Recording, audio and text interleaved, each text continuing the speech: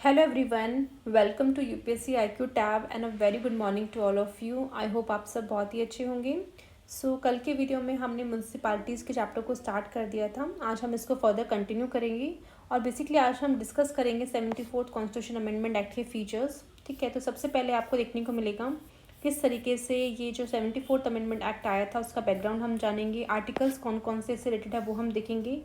3 type की municipalities होती हैं वो हम डिस्कस करेंगे। इनका कंपोजिशन, वार्ड कमिटीज़ क्या होती हैं, अदर कमिटीज़ क्या होती हैं और किन किन के लिए जो कौन कौन से कम्युनिटीज़ के लिए सीट्स को रिजर्व किया गया है वो हम देखेंगे।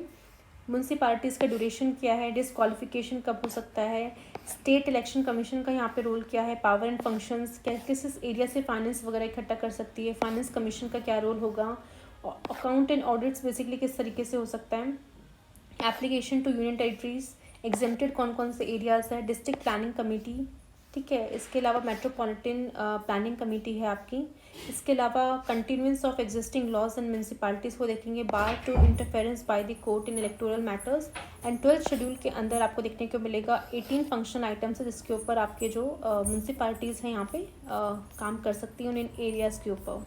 तो एक एक करके इसको डिस्कस करते हैं। तो यहाँ पे सबसे पहले देखने को मिलेगा कि जो पर्टिकुलर एक्ट है आपका 74th constitution amendment act, this added a new part 9A। ठीक है, क्योंकि पार्ट 9 जो है बेसिकली किसके रिलेटेड था, आपका पंचायत से रिलेटेड था, और पार्ट 9A जो है आपका म्यूनसिपालिटी से रिलेटेड है जो कि ऐड किया गया हमारे कॉन्स्टिट्यूशन के अंदर।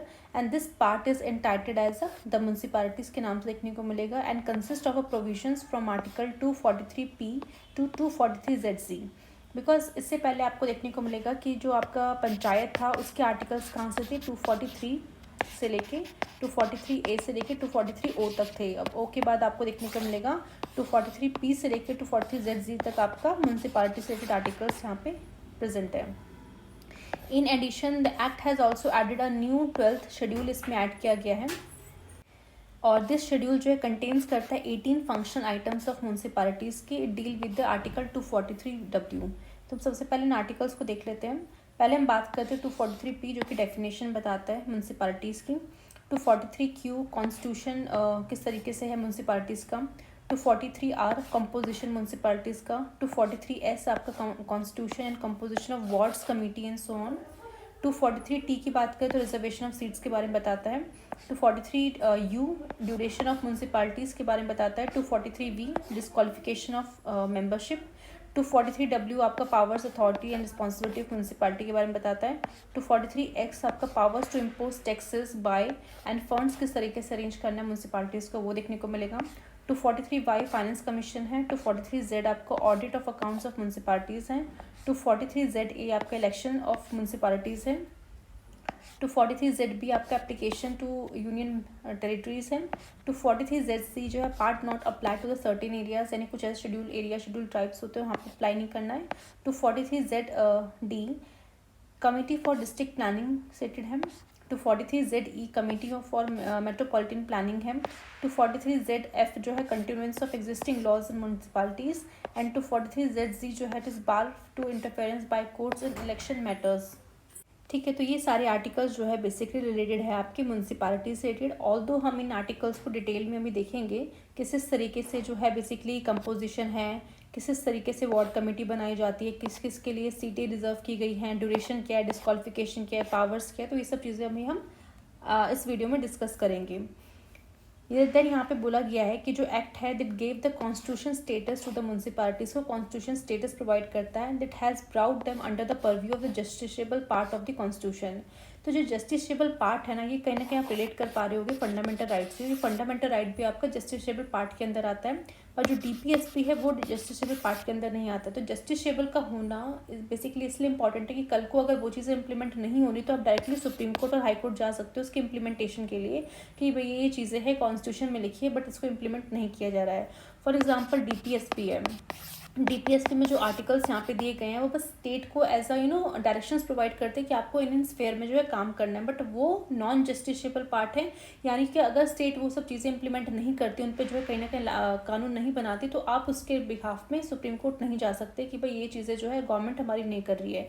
बट अगर फंडामेंटल राइट्स की बात करें तो कोई भी फंडामेंटल राइट्स अगर आपका वॉयलेट हो रहा है, कुछ भी ऐसा हो रहा है, तो उस केस में वो जस्टिसेबल पार्ट है हमारे कॉन्स्टिट्यूशन का। दैट्स वाई आप वहाँ पे जस्टिस के लिए कहीं ना कहीं आप अपने जुडिशरी के पास जा सकते हो।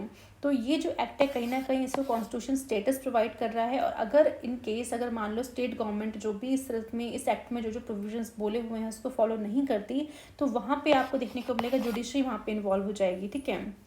इन other words state government are under the constitution obligation में है to adopt the new system of municipalities को अडॉप्ट करना पड़ेगा in accordance with the provision of this act. यानी इस एक्ट में जो प्रोविजंस दे रखे हैं उसके अकॉर्डिंग उनको ये नया सिस्टम जो है म्यूनसिपालिटीज़ का अपने अपने स्टेट के अंदर अर्बन लोकल बॉडीज़ के अंदर जो कहीं ना कहीं लेके आना पड़ेगा।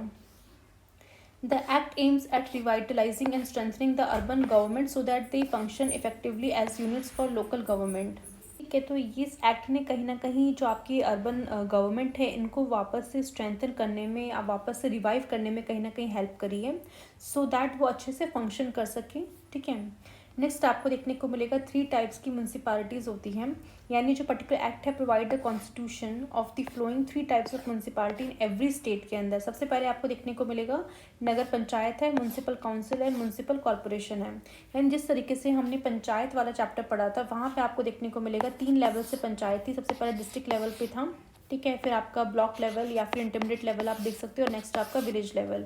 तो वहाँ पे भी आपको इस तरह से बाइफिकेशन देखने को मिली थी।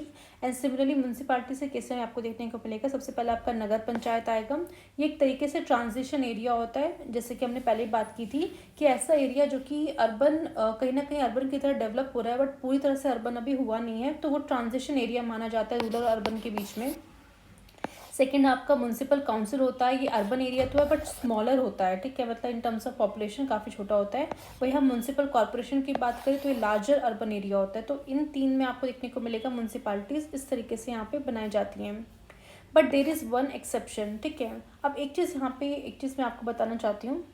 तो यहाँ पे हम बात करें अगर पॉपुलेशन की इन केस ऑफ नगर पंचायत, तो ये रफली 10,000 से 30,000 के करीब होती है। बट अगेन ये डिपेंड करती है स्टेट टू स्टेट, ये वेरी कर सकता है, ठीक है। यानी ईच इंडियन स्टेट जो है स्पेसिफाई करता है criteria for classify as an nagar panchayat. For example अगर हम बात करें तमिलनाडु जो है एक फर्स्ट स्टेट है जिसने इंट्रोड्यूस किया था concept of panchayat towns as a intermediate step between the rural villages and the urban local bodies, ठीक है। अब हम बात कर रहे थे कि but there is one exception if there is an urban area where the municipal services are being provided by the industrial establishment and the governor may specify that area to be an industrial township. In such a case municipality may not be constituted। तो यहाँ पे आपको देखने को मिलेगा जो industrial township होता है refers to a designated area set aside for the development and the growth of industrial activities and business. मतलब ये ऐसा एरिया है जहाँ पे आपको देखने को मिलेगा इंडस्ट्रीज़ वगैरह सेटअप होती हैं। एंड क्योंकि इंडस्ट्रियल एरियाज़ में जो भी बिजनेसेस है, जो भी एक्टिविटीज़ होती हैं, उनकी ग्रोथ के लिए आपको देखने मिलेगा यहाँ पे इंडस्ट्रियल टाउनशिप बनाया जाता है। एंड इट टिपिकली इंक्लूड करता है यहाँ पे फैक्ट्रीज़ वगैरह होती है, वेयर हाउसेज होते हैं एंड अदर इंडस्ट्रियल फैसिलिटीज़ यहाँ पे सेटअप की जाती है एज वेल एज इंफ्रास्ट्रक्चर्स होते हैं such as road utilities to support them.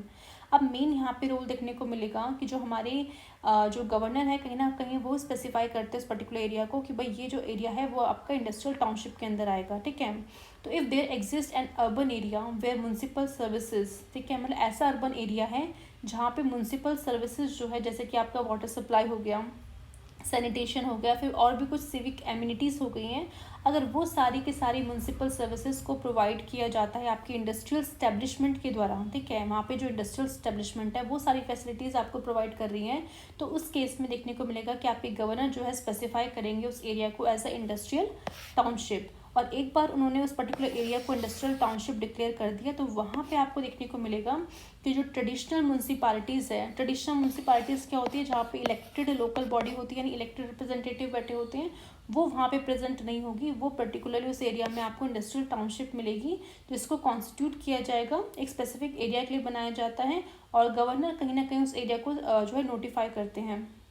For example के लिए मान लो कोई एक इंडस्ट्रियल ऐसा कॉम्प्लेक्स है या फिर लार्ज मैन्युफैक्चरिंग कोई यूनिट है जो कि आपके सिटी के आउटस्कर्ट में लोकेटेड है, तो आपको देखने को मिलेगा ये जो इंडस्ट्रियल इस्टेब्लिशमेंट है ये कहीं ना कहीं आपको वहाँ पे उस पर्टिकुलर एरिया में वाटर सप्लाई भी कर रही है, वो आपका वाटर मैनेजमेंट का भी काम देख रही है, वहाँ की स्ट्रीट लाइटिंग देख रही है और जो भी एसेंशियल कह सकते हैं सर्विसेज है जो मिलनी चाहिए उस एम्प्लॉयज़ को, जो भी उस पर्टिकुलर इंडस्ट्रियल एस्टेब्लिशमेंट में काम कर रहा है, वो जो एम्प्लॉयज़ वहाँ पे काम कर रहे हैं, जो कि रेजिडेंट्स वहाँ पे रह रहे हैं विद इन इट्स प्रेमाइस, यानी उस प्रेमाइस के अंदर जो भी वहाँ पे एम्प्लॉयज़ काम कर रहे हैं, जो भी रेजिडेंट्स रह रहे हैं, तो उनको जो है ये सारी जो है फैसिलिटीज़ जो प्रोवाइड की जा रही हैं उस पर्टिकुलर कह सकते हैं इंडस्ट्रियल कॉम्प्लेक्स के द्वारा, या फिर जो मैन्युफैक्चरिंग जो हब है वहाँ पे उनके द्वारा। तो वहाँ पे आपको देखने को मिलेगा कि ये इंडस्ट्रियल टाउनशिप वहाँ पे बनाया जाता है, ठीक है। And the area around this industrial facility although urban in nature, मतलब ऑब्वियसली जो एरिया है अर्बन है nature, but due to its proximity to the city does not have separate municipal corporation या फिर म्यूनसिपालिटी आपको यहाँ पे देखने को नहीं मिलेगी। Instead the government designated area as a industrial township का एरिया डिक्लेयर कर देते हैं। And the industrial township operate under different rules and regulations के द्वारा यहाँ पे ऑपरेट, मतलब वो चीज़ें जो आपको नॉर्मल म्यूनसिपालिटीज़ के अंदर देखने को मिलेगी, किस तरीके से वहाँ पे वार्ड्स बनाए जाते हैं, किस तरह से इलेक्शन होता है, किस तरीके से वहाँ पे काम किया जाता है, बट वो चीज़ें जो है आपको इंडस्ट्रियल टाउनशिप में नहीं देखने को मिलेगी। इनके लिए एक स्पेशल तरीके के जो डिफरेंट रूल्स एंड रेगुलेशंस बनाए जाते हैं और उन रूल्स एंड रेगुलेशन के हिसाब से वो उस पर्टिकुलर इंडस्ट्रियल टाउनशिप के एरिया को वहाँ पे गवर्न करते हैं, ठीक है।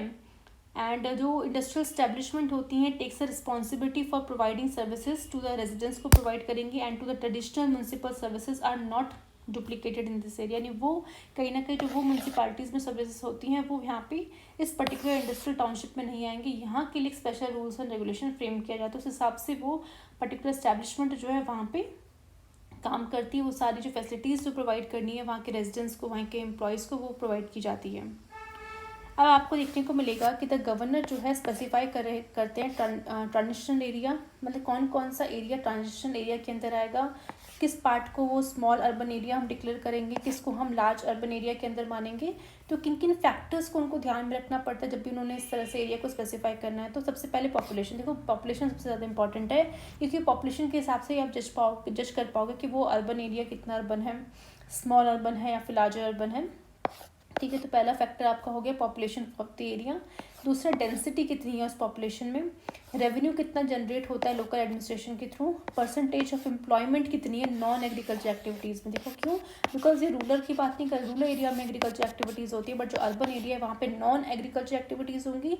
तो कितने लोग ऐसे नॉन एग्रीकल्चर एक्टिविटीज़ में एम्प्लॉयड हैं, उनका परसेंटेज यहाँ पे मैटर करता है। इकोनॉमिक इंपॉर्टेंस कितनी है उस पर्टिकुलर एरिया में, such other factors as they deem fit, यानी इसके अलावा अगर गवर्नर को लगता है कुछ और फैक्टर्स भी यहाँ पे कंसिडर किए जाने चाहिए तो उन सब फैक्टर्स को भी वो ध्यान में रखते हैं। बट मेनली आपको रफली इन सब चीज़ों को ध्यान में रखना चाहिए कि इन फैक्टर्स को ध्यान में रख के आपके गवर्नर जो है किसी भी एरिया को स्पेसिफाई करते हैं कि ये एरिया आपका ट्रांजिशनल एरिया होगा। ट्रांजिशन एरिया यानी कि आपका नगर पंचायत के अंदर ये वाला एरिया आएगा, और स्मॉल अर्बन बॉडी यानी कि आपका municipal corporation, large urban area यानी कि वहाँ पे म्यूनसिपल कॉर्पोरेशन बनाया जाता है, स्मॉल अर्बन में म्यूनसिपल काउंसिल बनाई जाती हैं। फॉर एग्जांपल अगर मैं बात करूँ यूपी एज ए स्टेट की, तो यूपी में आपको देखने को मिलेगा जो म्यूनसिपल कॉर्पोरेशन वाले जो एरियाज़ है, फॉर एग्जांपल आगरा हो गया, ठीक है। इसके अलावा लखनऊ है जहाँ पे म्यूनसिपल कॉर्पोरेशन है, कानपुर में है, ठीक है, वाराणसी हो गया, गाज़ियाबाद हो गया, आपका मेरठ हो गया, ठीक है, प्रयागराज हो गया, मुरादाबाद हो गया, मथुरा वृंदावन म्यूनसिपल कॉर्पोरेशन हो गया। तो ये सब चीज़ें आपको म्यूनसिपल कॉर्पोरेशन में एरिया अर्बन में लार्ज अर्बन एरिया आपको देखने को मिलेगा। इसके अलावा जो हम बात करते हैं आपका नगर, इसको हम म्यूनसिपल काउंसिल भी बोलते हैं, कुछ लोग नगर पालिका परिषद, कुछ म्यूनसिपालिटी बोलते हैं। तो बेसिकली ये स्मॉल अर्बन एरियाज़ होते हैं जिनको स्टैब्लिश किया जाता है टाउन्स में या फिर स्मॉल सिटीज़ के अंदर। और इसमें आपको देखने को मिलेगा, अगेन हम यूपी का एग्जांपल लें तो आपका म्यूनसिपल काउंसिल में आपका आ जाएगा बेसिकली सहारनपुर म्यूनसिपल कॉर्पोरेशन, ठीक है, एंड शाहनाबाद म्यूनसिपल कॉर्पोरेशन है, अयोध्या है, झांसी है, बरेली है, फिरोज़ाबाद है, गोरखपुर है, ठीक है। और इस तरह से आपको ये सब चीज़ें आ जाएंगी। फिर हम बात करते हैं नगर पंचायत की। तो नगर पंचायत अगर आपके जैसे कि हम नोटिफाइड एरिया काउंसिल होते हैं, ट्रांजिशनल एरियाज़ होते हैं, यहाँ पे आपको देखने को मिलेगा किस तरीके से अछनेरा नगर पंचायत है, अवघर नगर पंचायत है, औरना नगर पंचायत है, अकबरपुर नगर पंचायत है, अलीगंज नगर पंचायत है, अमरोरा नगर पंचायत है। तो ये सब चीज़ें आपको देखने को मिलती हैं, ठीक है। अब हम बात करते हैं कंपोजिशन की। तो यहाँ पे बोला गया है कि all the members of the municipality shall be elected directly by the people of municipal area, यानी उस पर्टिकुलर म्यूनसिपल एरिया में जो लोग होंगे उनके द्वारा जो है वहाँ पे उन मेंबर्स को चुना जाएगा जो कि म्यूनसिपैलिटीज़ में एज ए इलेक्टेड रिप्रेजेंटेटिव होंगे। And for this purpose each municipal area shall be divided into the territorial constituencies में डिवाइड किया जाएगा, जिनको हम वार्ड्स कहते हैं। ठीक है, तो यानी कि जिस तरीके से सेंट्रल और स्टेट के इलेक्शंस में हम स्टेट को डिफरेंट कॉन्स्टिट्यूंसीज में डिवाइड करते हैं, सिमिलरली आपको देखने को मिलेगा कि जब म्यूनसिपालिटी के इलेक्शंस होते हैं तो जो म्यूनसिपल एरिया है उसको डिफरेंट डिफरेंट वार्ड्स में यहाँ पे डिवाइड कर दिया जाता है, और हर एक वार्ड से आपको एक पर्सन देखने को मिलेगा, इलेक्ट होता है। द स्टेट लेजिस्लेचर में provide the manner of election of the chairperson of a municipality. अब उस म्यूनसिपालिटी का जो चेयरपर्सन होगा वो किस तरीके से यहाँ पे इलेक्ट होगा, वो अगेन आपका स्टेट लेजिस्लेचर यहाँ पे डिसाइड करता है। It may also provide for the representation of the flowing person in the municipality. इसके अलावा देखो चेयरपर्सन का अपॉइंटमेंट किस तरह से इलेक्शन होगा उसका, वो आपका स्टेट लेजिस्लेचर डिफाइन कर रहा है। बट इसके अलावा जो आप यहाँ पे नॉमिनेट कर रहे हो, ठीक है, और नॉमिनेट तो नहीं, बेसिकली किसका रिप्रेजेंटेशन हो रहा है यहाँ पे म्यूनसिपालिटी के अंदर, तो आपको देखने को मिलेगा सबसे पहला बोला जा रहा है कि पर्सन हैविंग स्पेशल नॉलेज और experience in municipal administration without right to vote in a meeting of a municipality. यानी उस पर्टिकुलर म्यूनसिपालिटी के अंदर आपको कुछ ऐसे लोग भी नजर आएंगे जिनके पास कुछ स्पेशल नॉलेज है, काफ़ी ज़्यादा एक्सपीरियंस है कि कैसे उस म्यूनसिपल एरिया का एडमिनिस्ट्रेशन किस तरीके से चलाना है, तो वो नॉलेज कहीं ना कहीं उनके पास है। तो जब भी ऐसी मीटिंग होगी म्यूनसिपालिटीज़ की, तो उन मीटिंग्स में कहीं ना कहीं इन मेंबर्स को भी बुलाया जाएगा जिनके पास कुछ स्पेशल नॉलेज या फिर एक्सपीरियंस है कि किस तरीके से वहाँ पे एडमिनिस्ट्रेशन को चलाने में किस किस चीज़ों की एक्सपर्टीज़ की ज़रूरत होती है, तो वो एक्सपर्टीज़ इन लोगों के द्वारा प्रोवाइड की जाएंगी। तो इन मीटिंग से भले ही अटेंड कर सकते हैं, बट इनके पास वोटिंग डालने का राइट नहीं होगा, बिकॉज वोटिंग डालने का राइट जो है ऑब्वियसली जो वहाँ के जो इलेक्टेड मेंबर्स होते हैं उन्हीं के पास दिया जाता है। तो दैट्स वाई ये मीटिंग में आ तो सकते हैं बट वोट नहीं डाल सकते हैं। इसके अलावा जो मेंबर्स होते हैं लोकसभा के, स्टेट लेजिस्लेटिव असेंबली के, वो भी रिप्रेजेंट करेंगे, जो कि रिप्रेजेंट कॉन्स्टिट्यूंसीज करते हैं दैट कंप्राइज द होली और पार्टली द म्यूनसिपल एरिया। यानी फॉर एग्जांपल अगर बात करते हैं लोकसभा की, तो लोकसभा की मान लो देखने को मिलेगा अगर मान लो कोई एमपी है, वो जिस पर्टिकुलर कॉन्स्टिट्यूंसी से जीत के आए हैं उस कॉन्स्टिट्यूंसी के अंदर अगर मान लो वो म्यूनसिपल एरिया आता है, वो म्यूनसिपालिटी आती है, तो कहीं ना कहीं उस पर्टिकुलर म्यूनसिपालिटी के अंदर उनका रिप्रेजेंटेशन होना चाहिए। तो सिमिलरली आप स्टेट लेजिस्लेटिव असेंबली की बात करें कि स्टेट लेजिस्लेटिव असेंबली में जो भी एमएलए जीत के आया है, तो एमएलए जिस कॉन्स्टिट्यूंसी से जीत के आया है उस कॉन्स्टिट्यूंसी के अंदर जो पर्टिकुलर म्यूनसिपालिटी है वहाँ पे वो अपना रिप्रेजेंट करेगा। अब हो सकता है कि वो जो कॉन्स्टिट्यूंसीज हो उसके अंदर जो म्यूनसिपालिटी आ रही हो वो पूरी की पूरी हो, पूरा का पूरा म्यूनसिपल एरिया हो, या फिर पार्टली अगर मान लो थोड़ा बहुत म्यूनसिपल एरिया है, तो भी वहाँ पे आपको देखने को मिलेगा कि आप वहाँ पे वो पर्टिकुलर जो एमएलए है या एमपी है वो रिप्रेजेंट करेंगे उस पर्टिकुलर म्यूनसिपालिटी में। ठीक है, इसके अलावा जो मेंबर्स होते हैं राज्यसभा के या फिर स्टेट लेजिस्लेटिव काउंसिल के, registered as a elector within the municipal area. ठीक है, यानी उस पर्टिकुलर एरिया में वो एज अ इलेक्टर हैं, रजिस्टर्ड हैं, तो वो भी वहाँ पे रिप्रेजेंट करेंगे। इसके अलावा चेयरपर्सन जो होते हैं कमिटीज़ के अदर देन वार्ड कमिटीज़, यानी वार्ड कमिटीज़ को अगर छोड़ दिया जाए, इसके अलावा जो कमिटीज़ यहाँ पे बनाई जाएंगी स्टेट लेजिस्लेचर के द्वारा, उन कमिटीज़ के जो भी चेयरपर्सन होंगे वो भी चेयरपर्सन जो है यहाँ पे रिप्रेजेंट कर सकते हैं म्यूनसिपालिटीज़ में। ठीक है, तो आई होप आपको यहाँ तक क्लियर हो गया होगा। ये सिंपली यहाँ पे जो भी मेंबर्स होंगे उनको वहाँ की जनता इलेक्ट करेगी, और उस म्यूनसिपल एरिया को डिफरेंट कॉन्स्टिट्यूंसीज में डिवाइड किया जाएगा, जिसको वार्ड किया जाएगा, वार्ड के नाम से जाना जाएगा। और उस म्यूनसिपालिटी के चेयरपर्सन को किस तरीके से इलेक्ट करना है अगेन वो स्टेट लेजिस्लेचर डिसाइड करेगी। नेक्स्ट हम देखते हैं वार्ड कमिटीज़ क्या होती हैं। तो they should be constituted a ward committees consisting of one और मोर वार्ड्स। वार्ड्स आपको क्लियर है कि एक पर्टिकुलर म्यूनसिपल एरिया में आपने उसको डिफरेंट टेरिटोरियल कॉन्स्टिट्यूंसी से बांट दिया, उसको हम वार्ड कहते हैं। अब इस वार्ड कमेटी के अंदर या तो हो सकता है एक वार्ड हो या फिर एक से ज़्यादा वार्ड हो। एक से ज़्यादा वार्ड की मतलब आपने कमेटी बना रखी हो तो उसको बेसिकली हम वार्ड कमेटी बोलेंगे। With in their territorial area of municipality having population 3 lakh और मोर, मतलब 3 लाख उससे ज़्यादा हो सकते हैं। एंड द स्टेट लेजिस्लेचर में make provision with respect to the composition, क्या होने वाला है इस कमेटी का, टेरिटोरियल एरिया क्या होगा इस वार्ड कमेटी का, मतलब किस एरिया तक वो हम इसको सीमित रखेंगे, कि कौन मतलब कितने वार्ड्स उसके अंदर आ रहे हैं उस कमेटी के अंदर। तो ये सब चीज़ें डिसाइड करने की पावर आपके स्टेट लेजिस्लेचर के ऊपर है। और किस तरीके से सीट्स यहाँ पे दी जाएगी, पर्टिकुलर मतलब फिक्स की जाएगी, फिल की जाएंगी वो particular seats in the ward committee के अंदर, वो सब चीज़ें यहाँ पे अगेन आपका स्टेट लेजिस्लेचर ही डिसाइड करेगा। अगर थोड़ा सा और बताऊँ मैं वार्ड कमेटीज़ के बारे में, तो वार्ड कमेटी एक लोकल गवर्नमेंट बॉडी है, ठीक है, जो क्रिएट की गई है सो दैट वो इंकरेज कर सके कम्युनिटी इन्वॉल्वमेंट को। डिसेंट्रलाइज होना चाहिए, डिसीजन मेकिंग यहाँ पे की जाती है, रिस्पॉन्ड किया जाता है लोकल डेवलपमेंट्स के ऊपर needed in the identified geographical region में, जो भी यानी जो वार्ड्स वगैरह हैं वहाँ पे किस तरीके से डेवलपमेंट करना है, किस तरीके से वहाँ पे डिसेंट्रलाइजेशन मेकिंग करनी है, तो उन सबको इंश्योर किया जाता है वार्ड कमेटी के द्वारा। तो वार्ड आप समझ गए हो कि विद इन द म्यूनसिपालिटी और पर्टिकुलर सिटी के अंदर जो एडमिनिस्ट्रेटिव रीजन होता है उसको हम वार्ड कहते हैं। एंड ये वार्ड जो है कहीं ना कहीं डिनोट करता है एक पर्टिकुलर जोग्राफिक या फिर एडमिनिस्ट्रेटिव सब डिवीजन को डिनोट करता है। And wards are separated based on the criteria पे बेस्ड होते हैं कि आप किस तरीके से वार्ड बना रहे हो, कि वहाँ की पॉपुलेशन डेंसिटी क्या है, जोग्राफिकल लिमिटेशंस क्या है, लोकल डिफरेंसेस क्या है, उस हिसाब से आपको देखने को मिलेगा एक वार्ड दूसरे वार्ड से डिफरेंट होता है। एंड ईच वार्ड में आपको हैज़ एन इलेक्टेड रिप्रेजेंटेटिव यहाँ पे देखेंगे जिसको हम वार्ड काउंसलर बोलेंगे, ठीक है। उस पर्टिकुलर वार्ड में जो भी इलेक्टेड रिप्रेजेंटेटिव होगा उसको वार्ड काउंसलर बोला जाएगा। और वो वार्ड काउंसलर जो है रिस्पॉन्सिबल होगा for representing the needs and the interest of the people. उस पर्टिकुलर वार्ड में जो भी लोग रह रहे हैं उनकी जो भी इंटरेस्ट है, उनकी जो भी नीड्स है, उनको सामने रखने की कोशिश करेगा। एंड वार्ड्स जो है कहीं ना कहीं ये जो वार्ड है बहुत ज़्यादा इंपॉर्टेंट रोल प्ले करते हैं ensuring the local governance and decision making process में align with the unique requirement and the characteristics of various areas within the municipalities. वही हम बात करें वार्ड कमेटीज़ की, दे एक्ट एज इंटरफेस की तरह काम करती है बिटवीन दी आपके वार्ड काउंसलर हो गए एंड आपके कम्युनिटी होगी, तो उसमें यानी एक इंटरफेस का काम किया जाता है इन वार्ड कमेटीज़ के द्वारा, ठीक है। And it is very crucial to the functioning of local government करने के लिए वार्ड कमेटी का काफ़ी इंपॉर्टेंट रोल होता है। एंड दिस कमेटी रिप्रेजेंट करती है द रेजिडेंट्स जो है वहाँ के of a specific ward and facilitate करती है communication between them and the wider municipal government के बीच में जो है कहीं ना कहीं जो है कम्युनिकेशन हो सके। एंड वार्ड कमेटी इंकरेज करेगी कम्युनिटी पार्टिसिपेशन की, और भी लोग पार्टिसिपेट करें एंड वही डिसीजन मेकिंग में कहीं ना कहीं से फिर आपको देखने को मिलेगा डिसेंट्रलाइजेशन शो होता है। तो अगर मैं वार्ड कमेटी का कंपोजिशन देखूँ तो सबसे पहले आपका वार्ड के काउंसलर होंगे। ये बेसिकली चेयरपर्सन होते हैं वार्ड कमेटी के, यूजुअली इलेक्टेड ऑफिशियल होते हैं ये, जो रिप्रेजेंट करते हैं वार्ड के इंटरेस्ट को before the municipal council. Then आपकी कुछ कम्युनिटी रिप्रेजेंटेटिव होते हैं, ये लोकल्स लोग होते हैं फ्रॉम द वार्ड चूजन और nominated by the community to serve as on the committee. Next आपके जो है लोकल गवर्नमेंट ऑफिशियल्स होते हैं, कुछ वॉलंटियर्स होते हैं, ऑफिशियल्स होते हैं फ्रॉम लोकल गवर्नमेंट से, सच एज अर्बन प्लानर्स हो गए, म्यूनसिपल मैनेजर्स हो गए, they also join the committee. Next आपका है अदर कमिटीज़।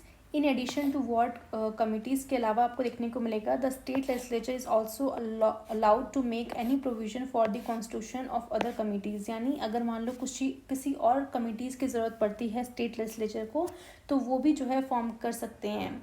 और ये जो अदर कमिटीज़ बनेंगी, इनके जो भी चेयरपर्सन्स होंगे ये बेसिकली मेंबर होंगे म्यूनसिपालिटीज़ के, बिकॉज यहाँ पे आपने ये फीचर पढ़ा था कि the chairperson of the committees other than ward committees, यानी वार्ड कमिटीज़ के अलावा जो बाकी कमिटीज़ होती हैं इनके जो चेयरपर्सन होते हैं वो भी रिप्रेजेंट करते हैं आपकी म्यूनसिपालिटीज़ के अंदर। तो ये पॉइंट आपको यहाँ पे देखने को मिलेगा, ठीक है। अब हम बात करते हैं रिजर्वेशन ऑफ सीट्स की। ये जो एक्ट है यानी कि जो 74th अमेंडमेंट एक्ट है, ये प्रोवाइड करता है reservation of seat for the schedule caste and the schedule tribe in every municipalities in the proportion of the population to the total population the municipal area. यानी total population जो है उस municipal area की, उस total population में से कितनी population जो है उस पर्टिकुलर शेड्यूल कास्ट और शेड्यूल ट्राइब की, उस हिसाब से उनको सीट्स प्रोवाइड की जाएंगी उस पर्टिकुलर म्यूनसिपालिटी के अंदर, ठीक है। Further, it provide for the reservation of not less than 1/3 of the total number of seats for women के लिए आपको देखने को मिलेगा 1/3 सीट्स को रिजर्व किया गया है। और इसमें आपको देखने को मिलेगा including the number of seat reserve for women belonging to SC and ST। Then आपका है द स्टेट लेजिस्लेचर में provide for the manner of reservation of offices of chairperson in the municipality for SC ST and women. यानी कि जो chairperson की जो position है, जो ऑफिसेज हैं, उस पर्टिकुलर जो चेयरपर्सन जो कि म्यूनसिपालिटीज़ के अंदर है वहाँ पे भी रिजर्वेशन प्रोवाइड किया गया है SC ST और वुमेन को। It may also make any provision for the reservation of seat in any municipality or office of chairperson of in municipality in favor of backward classes। यानी कि अगर state legislature को यानी state government को ऐसा लगता है कि कोई ऐसी बैकवर्ड क्लास है जिनका रिप्रेजेंटेशन इन म्यूनसिपालिटीज़ में बिल्कुल नहीं हो रहा है या फिर अच्छी तरीके से रिप्रेजेंटेशन नहीं हो रहा है, तो उस केस में जो है उन पर्टिकुलर बैकवर्ड क्लासेस के लिए भी कुछ सीट्स रिजर्व की जा सकती हैं एज अ चेयरपर्सन की पोस्ट के लिए, ठीक है। तो ये आपको देखने को मिलेगा। नेक्स्ट है आपका कि the reservation of seats as well as reservation of offices of chairperson in municipality for schedule caste and schedule tribe shall cease to effect after the expiration of a period specify किया गया article 334 पे, which is presently 80 years है, that is 2030 तक कहीं ना कहीं ये जो रिजर्वेशन यहाँ पे बात की जा रही है सीट्स के रिजर्वेशन की और चेयरपर्सन के ऑफिस के रिजर्वेशन जो है SC ST के लिए फिक्स कर दिए 2030 तक। नेक्स्ट हम देखते हैं duration of municipality. The act provide for a 5 year term है ऑफिस ऑफ एवरी म्यूनसिपैलिटी का, आपको 5 साल का टर्म देखने को मिलेगा।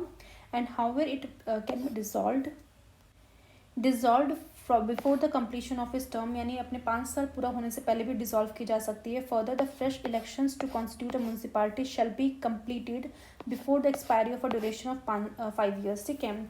यानी जो आपके जो नॉर्मल आपका 5 year का टर्म होता है, तो अगर मान लो आपका 5 साल का जो टर्म है नॉर्मल तरीके से अगर पूरा हो रहा है, तो 5 साल का टर्म पूरा होने से पहले आपको जो है फ्रेश इलेक्शंस करवाने पड़ेंगे।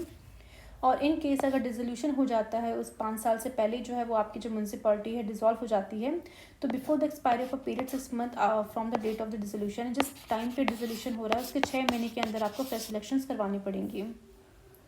But where the remainder of the period for which the dissolved municipality would have been continued is less than 6 months, it shall not be necessary to hold any election for constituting a new municipality for such period। यानी कि हमने ये चीज़ पंचायती राज में भी देखा था कि जो 5 साल का टर्म है, मान लो 2024 में वो इलेक्ट होके आ रही है और 2029 तक का टाइम उनका है, 5 साल तक वो काम करेंगी। बट अगर इस बीच मान लो 2026 में वो डिसॉल्व हो जा रही है, तो अगेन उनके पास उन्होंने 2 साल यहाँ पे जो है पूरा कर लिया, बट 3 साल अभी यहाँ पे पेंडिंग है, ठीक है। अब जो 3 साल का जो रिमाइंडर पीरियड है, इसको कवर करने के लिए आपको न्यू पंचायत को बुलाना पड़ेगा। ये न्यू पंचायत जो यहाँ पे इलेक्ट होके आएगी, वो जो रिमाइंडर पीरियड है ना 3 साल का, वही सर्व करेगी। यानी फर्दर जो इनको 5 साल का टर्म है ना वो नहीं मिलेगा, जो रिमाइंडर पीरियड है वो इनको मिलेगा। और अगर मान लो इन केस जो रिमाइंडर पीरियड जो 6 मंथ से भी बहुत ज़्यादा कम है, यानी कि वो पर्टिकुलर म्यूनसिपालिटी जो है कहीं ना कहीं डिसॉल्व हो रही है अराउंड सितंबर 2028 में अगर डिसॉल्व हो रही है, तो अगेन यहाँ पे 3 से 4 महीने ही हैं। तो ऑलरेडी 3 से 4 महीने के बाद आपका न्यू इलेक्शन तो होना ही होना है, बिकॉज 5 साल का यहाँ पे टर्म जो है आपका फिनिश हो रहा है 2029 में। तो यहाँ पे फ्रेश इलेक्शन फिर करवाने की जरूरत है, बिकॉज आपका जो रिमाइंडर टर्म जो है कहीं ना कहीं 6 महीने से बहुत ज़्यादा कम है, ठीक है। Moreover, a municipality constituted upon the dissolution of a municipality before the expiration of its duration shall continue only for reminder period तक ही continue करेगी, for which the dissolved municipality would have been constituted had it has not been dissolved. In other words, a municipality reconstituted after the premature dissolution does not enjoy the full period of 5 years का मौका नहीं मिलेगा, but remains in office only for reminder period तक ही वो सर्व करेंगी, ठीक है। Next यहाँ पे बोला गया है the act also makes 2 more provision with respect to dissolution के बारे में आपको देखने को मिलेगा कि a municipality must be given a reasonable opportunity देनी for being heard before the dissolution. यानी किसी भी म्यूनसिपालिटी का अगर आप डिसोल्यूशन कर रहे हो, यानी समय से पहले जो 5 साल का टेन्योर है उससे पहले आप उनको डिसॉल्व कर रहे हो, तो यहाँ पे आपको कहीं ना कहीं उनको अपॉर्चुनिटी देनी है कि वो भी अपना रीज़न कहीं ना कहीं यहाँ पे रख सके। यानी उनको भी बोलने का हक देना चाहिए कि भाई उनको भी जानना चाहिए कि किस रीजन्स के बेसिस पे आप उनको डिसॉल्व कर रहे हो, तो उस म्यूनसिपालिटी को भी अपॉर्चुनिटी देनी चाहिए कि वो अपना रीज़न यहाँ पे रख सके। नेक्स्ट स्टेप टू, बिकॉज देखो नॉर्मली क्या होता है कि अगर मान लो जो स्टेट लेजिस्लेचर है, क्योंकि देखो स्टेट गवर्नमेंट के ऊपर ही आपको देखने को मिलेगी ज़्यादा पावर उनकी जो है यहाँ पे देखने को मिलती है म्यूनसिपालिटीज़ के ऊपर। तो अगर मान लो कोई एमएलए है, ठीक है, और यहाँ पे म्यूनसिपालिटी का मान लो कोई इलेक्टेड रिप्रेजेंटेटिव है, उनके बीच में मान लो कुछ ऐसी बहस हो गई है, फिर कुछ चीज़ों के ऊपर उनकी जो राय है सही से बैठ नहीं रही है, तो उस केसेस में देखने को मिलता है कि ऐसा टसल हो जाता है कि यहाँ पे कहीं ना कहीं स्टेट लेजिस्लेचर डिसाइड कर देती है चलो ठीक है हम इसको डिसॉल्व करते हैं किसी और फिर फर्दर हम यहाँ पे फ्रेश इलेक्शन करवाएंगे। तो इस तरीके का नहीं होना चाहिए, एक रीजनेबल ग्राउंड यहाँ पे आपको शो करना पड़ेगा जिस बेसिस पे आप उनको डिसॉल्व कर रहे हो। जिस तरह से आपको सेंट्रल स्टेट गवर्नमेंट में देखने को मिलता है ना कि वहाँ पे भी क्या होता है, आपके पास अच्छी खासी मेजॉरिटी है तभी आप जो है बेसिकली तब तक आप जो है बने रहोगे। अगर आपके पास मेजॉरिटी नहीं है तो आपको देखने को मिलेगा कि आपको नो कॉन्फिडेंस मोशन मूव कर दिया जाएगा हाउस में और उसके इसमें आपको डिसॉल्व करवा दिया जाएगा। बट यहाँ पे क्या है, वैसा कुछ तो नहीं है नो कॉन्फिडेंस मोशन जैसा, बट अगेन यहाँ पे कुछ रीजनेबल चीज़ें यहाँ पे कहीं ना कहीं हो तो वो बेटर रहेगा, ताकि उनको पता हो कि क्यों उनको डिसॉल्व किया जा रहा है। नेक्स्ट बोला जा रहा है कि no amendment of any law for the time being in force shall cause dissolution of municipality before expiry of the 5 year term. यानी कि अगर मान लो स्टेट लेजिस्लेचर ऐसे कोई लॉ लेके आती है, उसमें कोई ऐसी अमेंडमेंट करती है जिसके कारण जो है समय से पहले जो है कहीं ना कहीं आप म्यूनसिपालिटी को उसकी वजह से डिसॉल्व होना पड़ रहा है, तो वो कहीं ना कहीं सही नहीं होगा। तो कोई भी कैसी अमेंडमेंट आपको नहीं करनी है किसी पर्टिकुलर लॉ में जो कहीं ना कहीं उसके कारण जो म्यूनसिपालिटी का डिसोल्यूशन हो रहा हो, ठीक है, तो वो कहीं ना कहीं यहाँ पे सही नहीं होगा। तो दैट्स वाई ये पर्टिकुलर एक्ट में ये 2 more प्रोविजंस आपको देखने को मिलेंगे। ये अगेन आपका पंचायत में नहीं था, बट म्यूनसिपालिटीज़ में ये फीचर्स आपको देखने को मिलेंगे जो कि काफ़ी डिफरेंट है।